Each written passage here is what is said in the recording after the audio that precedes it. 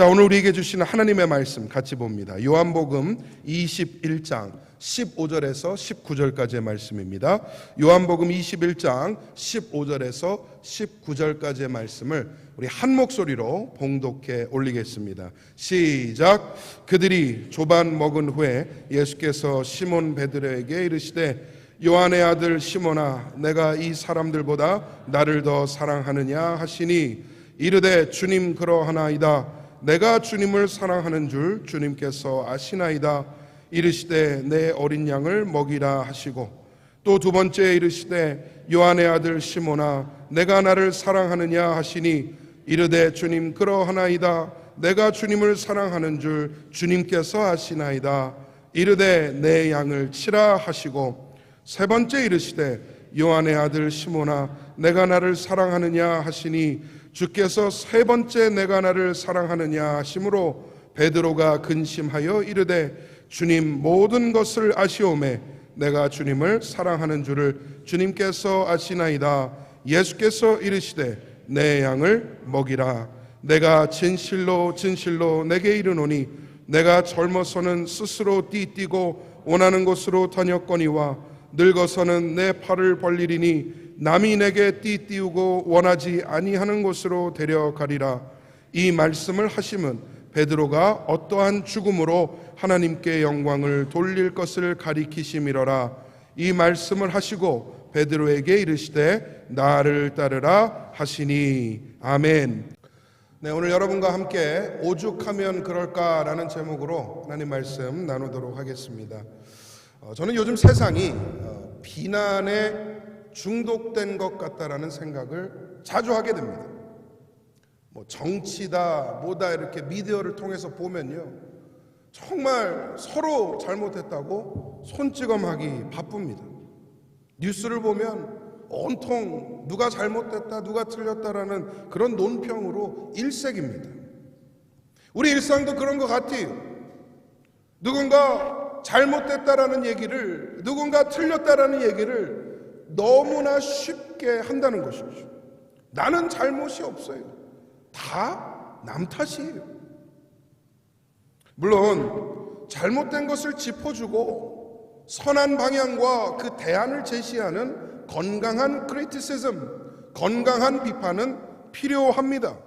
그런데 연약한 우리의 마음의 밑바탕에는 자기 합리화라는 것이 너무 강하게 작용을 해서, 한마디로 말하면 내가 옳다라는 걸 증명하기 위해 남이 틀리다라는 얘기를 한다라는 것이죠.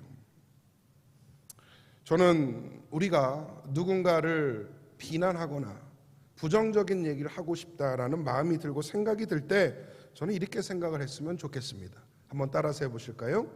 오죽하면 그럴까? 저도 목회를 하면서 다양한 사람들을 만납니다. 다양한 상황을 닥치게 됩니다. 그러면서 저도 이해가 되지 않고 마음이 어려운 사항들이 있을까요? 없을까요? 없을 것 같아요. 우리 교회는 없어요. 저희 윗동네는 좀 있어요. 목회하면 그래요. 저도 마음에 어떤 어려움들이 들고 저분이 왜 그러실까라고 이해가 잘 되지 않을 때가 있습니다. 그리고 솔직한 마음에 조금 미운 마음이 들락말락 할 때도 있어요. 솔직히 고백합니다. 그런데 제가 속으로 이런 생각을 자주 합니다. 오죽하면 그러실까? 오죽하면 그러실까? 그렇게 하면 조금 마음을 다시 먹는데 도움이 되더라고요. 오늘 본문은 부활 이후에 베드로를 찾아오셔서 대화를 나누시는 그 예수님의 말씀을 담고 있습니다. 베드로는 십자가 사건 이후에 철저한 실패자의 모습으로 돌아갔어요. 주님을 몇 번 부인했죠? 3번을 부인했어요. 심지어 주님을 저주하기까지 했습니다. 그는 삶의 모든 목적과 그 의미를 잃어버린 사람의 모습으로 돌아가게 됐어요. 오늘 본문 3절을 보니까 그가 고향으로 내려가 원래 하던 일, 물고기 잡는 일로 다시 돌아간 것을 볼 수가 있습니다. 사람을 낚는 어부 만들겠다, 영혼을 섬기는 제자로 삼겠다 예수님께서 부르시고 나를 따르라 하셨던 게 불과 3년 전입니다. 그런데 그 3년 반 만에 똑같은 자리로 굴러 돌아오게 된 것이죠. 베드로는 한때는 기적의 현장에 있었습니다. 주님의 이적과 주님의 능력을 자기 눈으로 똑똑히 봤어요. 또 한 번은 변화산에서 그 영광의 광채에 휩싸이신 주님을 목격하기도 했습니다. 말고의 귀를 자를 정도로 열정적이고 패기 있는 제자의 삶을 살기도 했었습니다. 그런데 지금은 사람을 낚기는커녕 물고기조차 잡지 못하는 실패한 모습으로 돌아온 것이죠. 밤새 그물질을 했습니다. 이상하게 한 마리도 잡히지가 않아요. 이제 그만해야 되는가 고민하던 차에 새벽녘이 다가옵니다. 근데 그때 저 멀리 해안가에서 누군가 말을 걸어요. 물고기를 좀 잡았는가? 아니요, 한 마리도 못 잡았습니다. 그때 그 누군가가 뭐라고 얘기하죠? 배 오른쪽에 그물을 던져라. 혹시나 하는 마음에 베드로가 그 말을 듣고 물고기를 잡으려고 그물을 오른쪽에 던졌습니다. 물고기가 잡혀요, 안 잡혀요? 안 잡히면 얘기해요, 안 해요? 많이 잡히죠. 너무 많이 잡혀서 그 그물을 배로 끌어올리지도 못할 정도였어요. 그래서 그 그물을 그대로 끌고 와야 하는 상황이 된 것입니다. 말을 건 사람이 누군가 자세히 보니까 깜짝 놀라는 거예요. 예수님이 거기에 서 계신 겁니다. 기겁을 했어요. 베드로가 예수님인 것을 깨닫고요, 기겁을 했어요. 얼마나 놀랐는지 오늘 읽진 않았지만 그 전 본문에 보면 이렇게 설명을 합니다. 베드로가 옷을 벗고 있다가 겉옷을 다시 얽혀 입고 물속에 뛰어듭니다. 보통 수영을 하려면 옷을 벗어야 돼요, 입어야 돼요? 네, 벗어야죠. 근데 당황했나 봐요. 기겁을 했어요. 자기도 모르게. 여러분, 그 당시 팔레스틴 지역의 겉옷이라는 것은요, 긴 로브예요. 이거 젖으면 못 씁니다. 무거워서. 그걸 입고 달려들었어요. 예수님인 걸 알고. 겨우겨우 무트로 나온 그에게 주님이 아무 얘기 안 하세요. 뭐라고 그러시냐? 우리 불이나 쬐면서 아침이나 먹자, 이렇게 얘기를 하시는 것이죠. 베드로의 마음에 부활하신 주님을 다시 만난다는 어떤 기쁨과 놀라움도 있었겠지만 저는요, 이 마음이 더 컸던 것 같아요. 쥐구멍에라도 들어가고 싶었을 거예요. 쥐구멍에라도. 낙심했습니다. 주눅 들었습니다. 그런 베드로를 예수님께서 보시면서 오늘 말씀의 대화를 통해 단번에 회복시켜 놓으시는 거예요. 저는 오늘 본문 묵상하면서 이런 생각을 했습니다. 예수님이 쩔쩔매는 베드로를 보면서 어떤 마음이셨을까? 오늘 제목처럼 오죽하면 그랬니? 라는 마음이 아니셨을까? 오죽 두려웠으면 그랬을까? 오죽 무서웠으면 그랬을까? 오죽 연약하고 미약했으니 그랬을까? 예수님께서 그런 마음을 먹으신 것 같아요. 오늘 본문을 통해 저는 우리가 사람을 품고 사랑하는 예수 정신으로 무장하기를 소망합니다. 우리 갈보리 사랑교회 성도님들, 예수 정신이 가득하여서 비난이 가득한 이 시대에 사랑을 전하고 실행하고 사랑으로 살아가시는 그런 성도님들 되시길 주님의 이름으로 축복합니다. 첫 번째로 말씀을 통해 생각해 볼 것은 무엇이냐? 예수 정신은 비난하지 않습니다. 예수 정신은 비난하지 않아요. 비난은 쉬워요. 어린아이도 할 수 있어요. 가르쳐주지 않아도요, 어렸을 때부터 네가 그랬잖아, 네가 잘못했잖아, 알아서 배워갑니다. 그런데 이해해주고 품어주고 따라가 주기는 좀 어려운 것 같아요. 어른들은 참 신기해요. 아이들을 보면서 친구랑 싸우면 안 되지, 싸우지 말고 사이좋게 놀아, 그렇게 가르치잖아요. 그러면서 정작 자신은 사람과 원수지고 부정적인 얘기 서슴없이 합니다. 얼마나 모순입니까? 가르치기는 그렇게 가르치면서 자기는 그렇게 살지 않아요. 하지만 예수님을 사랑하는 성도는요, 쉬운 길을 택하기보다는 어렵고 힘든 길로 가야 하는 줄 믿습니다. 그게 뭐냐? 사랑의 길이에요. 용서의 길이에요. 왜냐하면 예수님이 그렇게 하셨어요. 주님이 말씀하십니다. 우리 누가복음 6장 37절 말씀, 우리 한 목소리를 한번 읽어보겠습니다. 시작. 비판하지 말라. 그리하면 너희가 비판을 받지 않을 것이요. 정죄하지 말라. 그리하면 너희가 정죄를 받지 않을 것이요. 용서하라. 그리하면 너희가 용서를 받을 것이요. 할렐루야.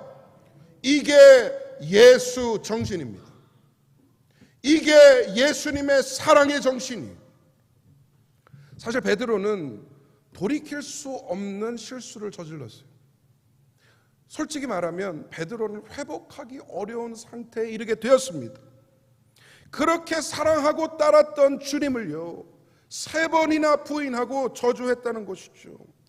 물론 두려웠겠죠. 겁이 났겠죠. 어쩌면 나도 저렇게 끌려가는 주님처럼 끌려가서 고통당할 수도 있겠다. 사실 겁이 났을 겁니다. 그래서 그런 행동을 했던 것이죠.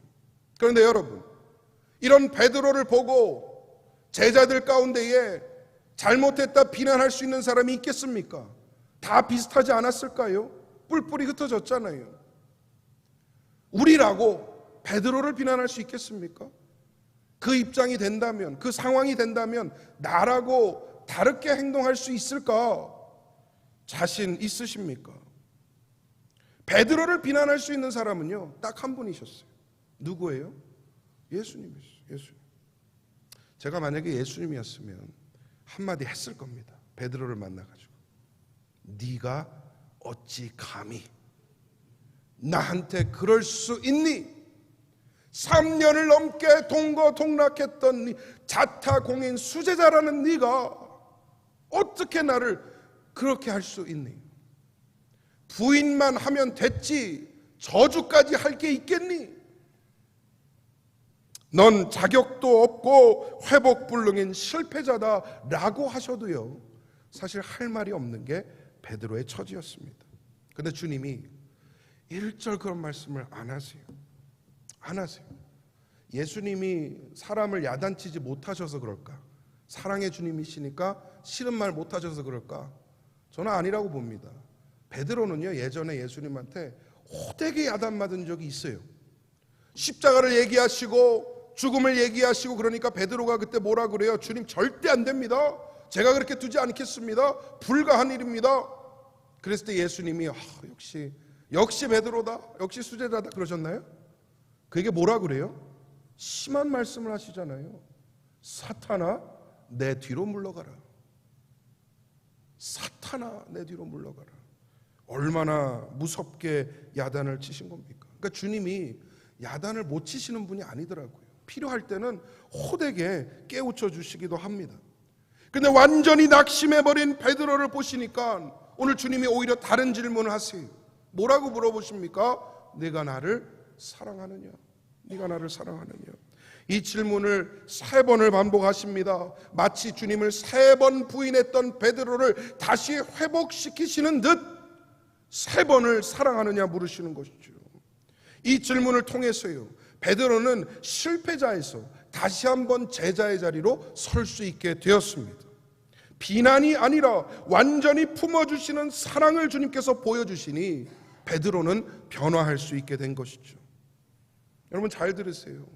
비난하면 거기서 끝입니다. 그 뒤가 없어. 너 잘못했어, 너 틀렸어 하는 순간 그걸로 끝나더라고요. 더 미워하고 더 파괴적으로 가는 부정적인 결과만이 기다리고 있습니다. 그런데 비난을 멈추고 사랑의 마음에 집중하게 되면요, 오히려 이해할 수 있는 길로 나아갑니다. 사랑하고 품을 수 있는 길로 나아갈 수 있게 되고요, 다시 한번 시작할 수 있는 은혜의 지경이 펼쳐지게 됩니다. 오늘 말씀 듣는 우리 성도님들, 비난이 아니라 사랑의 길로 나아가시기를 간절히 소망합니다. 두 번째로, 예수 정신은 새로운 기회를 줍니다. 세컨드 찬스를 준다라는 것이죠. 베드로는 스스로 자기의 사역이 다 끝났다라고 생각을 했나 봐요. 그래서 고향으로 돌아가서 원래 하던 물고기나 잡아야겠다, 그렇게 일을 시작한 것 아닌가 생각을 합니다. 얼마나 안타까운 모습입니까? 겨우 예수님이 나를 따르라, 사람 낚는 어부가 되게 하리라 불러갖고 밖으로 데리고 나왔는데 그대로 원상복귀한 거예요. 그대로 돌아간 겁니다. 여러분, 실패는요 꼭 폭삭 망해야만 실패인 것 아니더라고요. 꼭 뭐 큰 일을 저지르고 실수를 범하고 잘못을 해야 인생 실패했다라는 거 아니더라고요. 저는요 이렇게 생각합니다. 이전 상태로 돌아가는 것도 실패라고 생각해요. 겨우 예수 믿어서 은혜 받고 조금씩 성숙을 이뤄가고 있는데 이전에 하던 대로 사람을 판단하고 정죄하고 비난하는 그 예전의 모습으로 돌아간다면 그것도 실패 아니겠습니까? 그렇게 생각한다면 우리는 얼마나 많은 경우 실패하고 살고 있는가 생각해 보지 않을 수 없습니다. 그런데 선하신 주님은 우리의 실패를 실패로 끝내지 않으세요. 실패하도록 두지 않으세요. 예수 정신은 다시 한번 새로운 기회를 주는 것입니다. 그게 몇 번이든, 그게 얼마만큼 반복되든 끊임없이 용서하시고 품는 것이 주님의 마음 아닙니까? 베드로가 예전에 주님한테 한번 물어봐요. 예수님, 누군가 나한테 잘못하면 몇 번까지 용서하면 될까요? 몇 번이라고 그러죠? 7번 하면 됩니까? 아마 베드로는 칭찬받을 생각했나 봐. 대단하네. 7번씩이나 하려고? 그런 마음이 들었는지 모르겠어요. 그런데 주님의 대답이 좀 의외였죠. 뭐라 그러세요? 7번씩 70번이라도 해라. 그러면 또 여기 머리가 빠르신 분들은 그럼 490번까지는 용서를 하고 491번부터는 안 해도 되는 겁니까? 주님의 마음이 그게 아니죠. 그 말씀은 정해놓고 하지 말고 제한을 두지 말고 몇 번이든 그렇게 하라라는 말씀이시잖아요. 여러분, 주님이 우리를 7번씩 70번이라도 용서하셨어요. 매일매일 용서하세요. 그러니까 여기에 우리가 은혜로 앉아있는 것 아니겠습니까? 아무리 연약하고요, 아무리 실패하고 아무리 좌절해도 주님은 내치지 않으세요. 다시 한번 기회를 주고 계십니다. 믿으시면 아멘.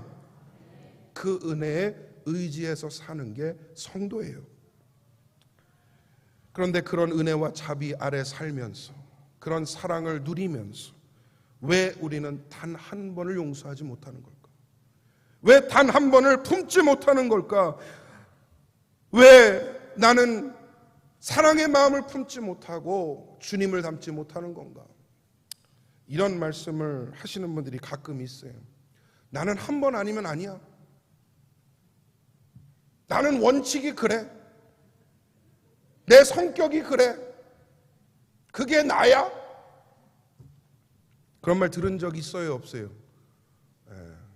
우리 동네는 없어요. 그런 말을 하고 또 그런 말을 듣는 경우들을 겪게 됩니다. 이렇게 생각해 봤으면 좋겠어요. 만약 주님이 그 얘기를 똑같이 하신다면 우린 다 망했어요. 우린 다 끝이에요. 주님이 만약에 나는 한 번 하면 아니면 아니야, 내 원칙이 그래, 그게 내 성격이야, 그게 나야, 그러셨다면 우린요 아무런 소망이 없습니다. 영원한 정죄와 저주 속에서 고통받아야 했을 것입니다. 그런데 예수 정신은 그런 것이 아니, 안 될 것 같으면 꺾어서 내다 버리는 것이 아니고요, 마음에 안 든다고 내치고 갖다 버리는 것이 아니더라고요. 상한 갈대 꺾지 아니하시고 꺼져가는 등불 끄지 아니하시는 게 주님의 마음 아닙니까? 이사야서 4장 42장 3절과 4절 말씀 우리 한 목소리로 읽어보겠습니다. 시작. 상한 갈대를 꺾지 아니하며 꺼져가는 등불을 끄지 아니하고 진실로 정의를 실행할 것이며 그는 쇠하지 아니하며 낙담하지 아니하고 세상의 정의를 세우기에 이르리니 섬들이 그 교훈들을 앙망하리라. 할렐루야. 상한 갈대 같은 인생을 살아요. 뿌리도 약하고 줄기도 연약하고 열매도 시원치 않고 언제 꺾고다 내처짐을 당해도 이상할 것 같지 않은 마음을 살아갑니다. 풍전 등화 앞에 촛불처럼 위태위태한 삶을 살아요. 언제 폭발할지 모르고 언제 내 마음이 꺾일지 모르는 상황 가운데에 여러분, 만약에 주님이 상한 갈 때 꺾으시고 흔들리는 불빛 불어서 끄시는 분이라면 우린 다 끝입니다. 그런데 주님이 주시는 새로운 기회 속에는 소망이 있는 줄 믿습니다. 실수와 실패를 반복하는 똑같은 길이 아니라 선하신 하나님의 손에 맡겨드리는 순간 우리는 새로운 은혜의 지경으로 나아가게 되는 것이고, 나는 이제까지 예상하지 못했고 정말로 준비하지 못했던 일이지만 주님이 이루시는 그 놀라운 역사가 우리 삶 가운데 일어나는 것입니다. 모든 것이 끝났다고 생각한 베드로에게 주님이 나타나셨어요. 그리고 다시 한번 새로운 시작을 알려주셨습니다. 내가 나를 사랑하느냐 주님 아시지 않습니까? 3번 반복할 때마다 주님이 뭐라 그러시냐? 내 양을 먹이라, 내 양을 치라. 내가 너를 제자로 불렀으니, 내가 너를 사도로 불렀으니 이제는 그 일을 감당하며 살아라. 주님이 다시 한번 회복시켜 주십니다. 이 말씀 듣고 일어난 베드로, 우리는 그의 앞날을 잘 알죠. 초대교회 수장이 되었습니다. 복음의 최전선에서 성도들을 이끌며 사도들을 이끄는 리더가 되었습니다. 또 오늘 주님이 말씀하신 것처럼 그 역시도 들려지는 바에 의하면 십자가에 달려 순교하였습니다. 이런 삶을 살게 된 것이죠. 주님 앞에 완전한 실패는 없어요. 주님 앞에 안 되는 일 없습니다. 우리 새로운 기회를 또다시 주시는 그 주님을 의뢰하고 신뢰하고 따르는 그런 성도님들 되시기를 간절히 소망합니다. 마지막 3번째로, 예수 정신은 미래를 지향합니다. 미래지향적이에요. 사람은 과거에서 잘 못 벗어나는 것 같아요.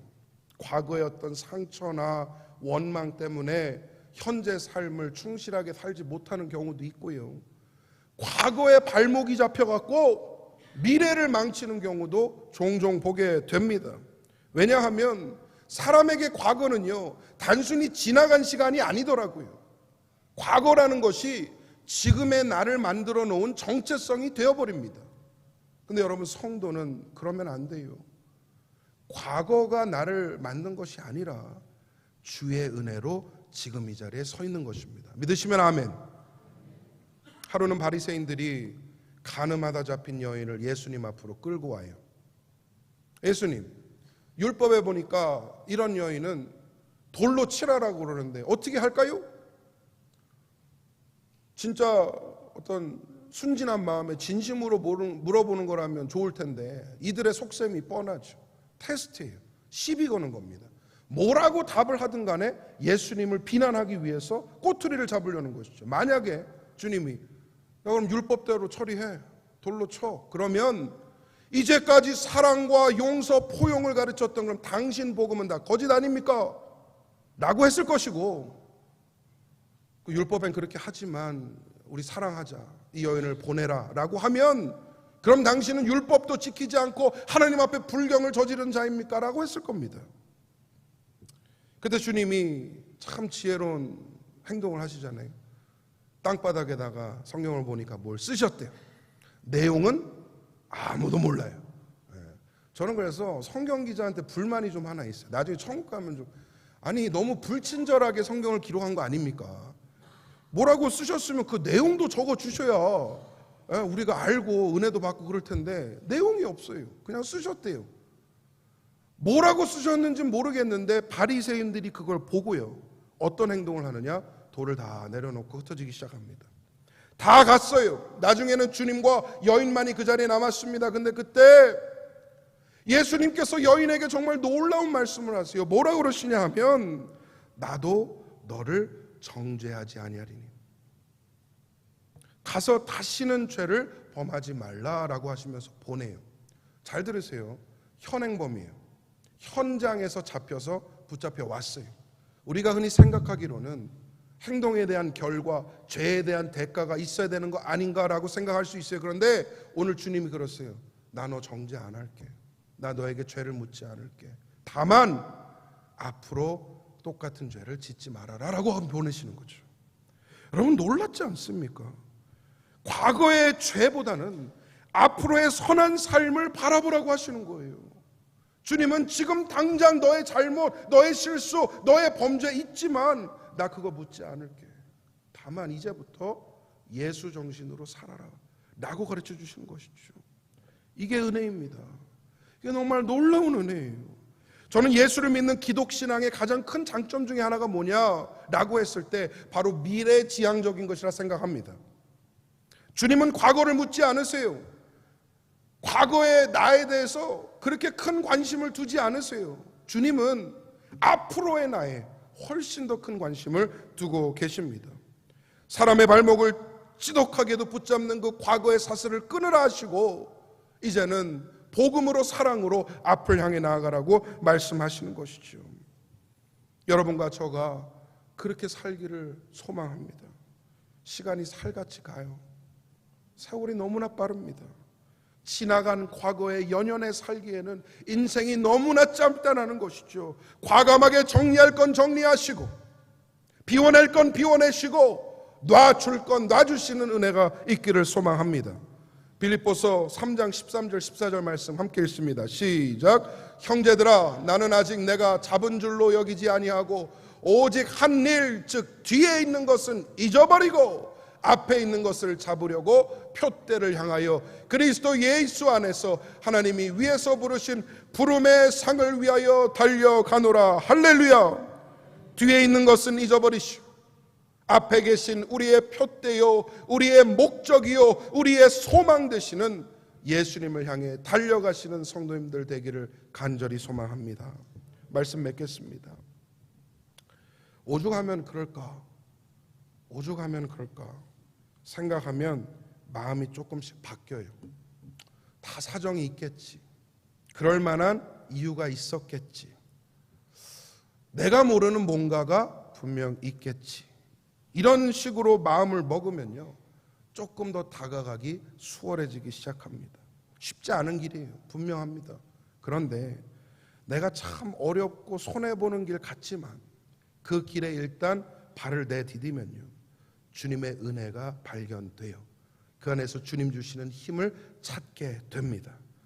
믿고 담대히 나아가시기를 바랍니다. 긍휼히 여기면 내가 긍휼히 여김을 받습니다. 용서하면 내가 용서를 받습니다. 사랑하면 내가 사랑을 받게 됩니다. 이것이 예수의 정신이고 사랑인 줄 믿습니다. 성숙한 신앙을 이루셔서 비난하지 않고 새로운 기회 가운데에 미래지향적인 삶을 사시는 복된 성도님들 되시기를 주님의 이름으로 축원드립니다. 아멘. 우리 찬양하겠습니다. 사랑합니다 나의 예수님. 한번 찬양하고요 함께 기도하고 예배 마치도록 하겠습니다. 주님 아버지 사랑합니다 나의 예수님. 사랑합니다 아주 많이요. 사랑합니다 나의 예수님. 사랑합니다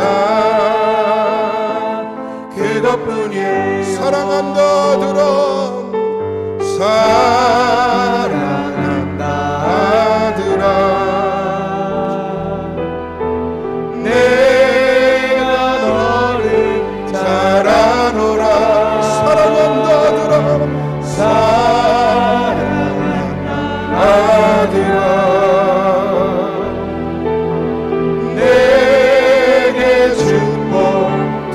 사랑합니다 나의 예수님. 사랑합니다 나의 예수님. 사랑합니다 아주 많이요. 사랑합니다 나의 예수님. 사랑합니다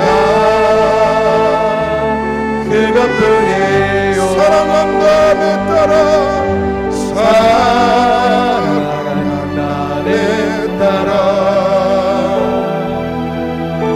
내가 너를 잘 알아노라. 사랑한다 내 딸아 사랑한다 내 딸아 내게 축복 더하노라.